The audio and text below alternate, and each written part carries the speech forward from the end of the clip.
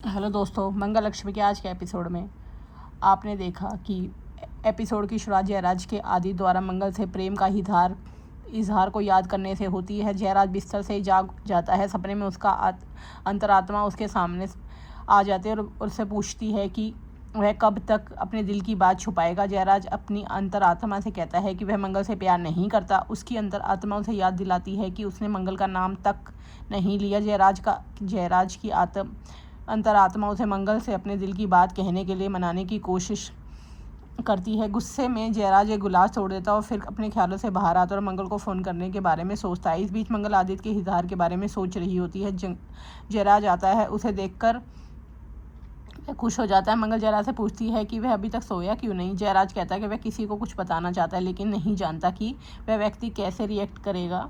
मंगल उससे कहती है कि उसे अपने दिल की बात कह देनी चाहिए वरना बाद में पछताना पड़ सकता है। वह जयराज से पूछती है कि वह कौन है जिससे बात करने में वह हिचकिचा रहा है। जयराज मंगल को बताता है कि वह उसी के बारे में बात कर रहा है। जयराज मंगल से कहता है कि उसने अपना पूरा जीवन देश की सेवा में समर्पित कर दिया और कभी किसी और चीज़ के बारे में नहीं सोचा, लेकिन अब हालात बदल गए हैं।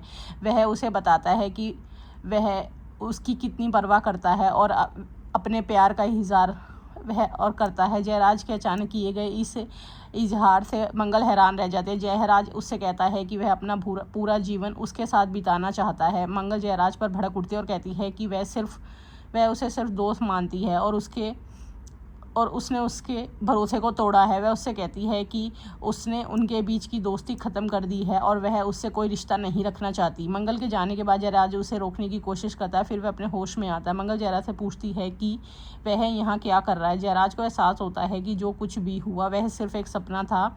जयराज मंगल को सावधान रहने के लिए कहता है और बताता है कि भले ही वह एक मजबूत महिला है, आदित्य उसके परिवार का इस्तेमाल करके उसे इमोशनल रूप से ब्लैकमेल कर सकता है। मंगल जयराज से कहती है कि उसे लगता है कि आदित्य कोई बड़ी साजिश रच रहा है। वह कहती है कि आदित्य की चाल का पता लगाने के लिए उसके पास एक योजना। जयराज उससे योजना के बारे में पूछता है लेकिन मंगल कहती है कि वह उसके बाद बताएगी और चली जाती है। अगले दिन मंगल पुलिस स्टेशन में सौम्या से मिलती है। वह सौम्या को आदित्य के खिलाफ भड़काने की कोशिश करती है और बताती है कि आदित्य ने मंगल से कबूल किया है कि वह उससे शादी करना चाहता है। मंगल सौम्या से कहती है कि वह आदित्य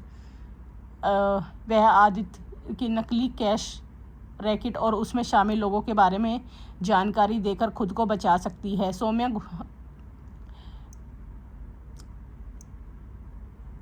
गुस्से में मंगल को नरक में जाने के लिए कहती है। सौम्या के सहयोग ना करने से नाराज होकर मंगल चली जाती है। खाने के टेबल पर कुसुम मंगल से पूछती है कि वह कहाँ जा रही है। मंगल कुसुम को बताती है कि वह आदित्य के साथ कुछ समय बिताना चाहती है। वह आदित्य से कहती है कि सालों में दोनों बहुत बदल गए हैं और उनके लिए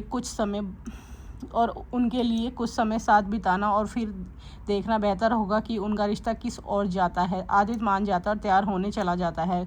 कुसुम मंगल से कहती है कि जब भी उसने और आदित्य ने फिर से एक होने की कोशिश की, आदित्य ने हमेशा कुछ ऐसा किया है जिससे उसे दुख पहुंचा है। कुसुम मंगल को सलाह देती है कि आदित्य को दूसरा मौका देने का फैसला करते समय वह परिवार के बारे में नहीं बल्कि खुद के बारे में सोचे। ईशाना और अक्षत भी मंगल से कहते हैं कि चाहे कुछ भी हो जाए वह उसके फैसले के साथ देंगे। मंगल मान जाती है। वह मन ही मन सोचती है कि आज रात उसे आदित्य के असली इरादे पता चल जाएंगे। अब आगे का एपिसोड जानने के लिए हमारे चैनल को लाइक और सब्सक्राइब कीजिए।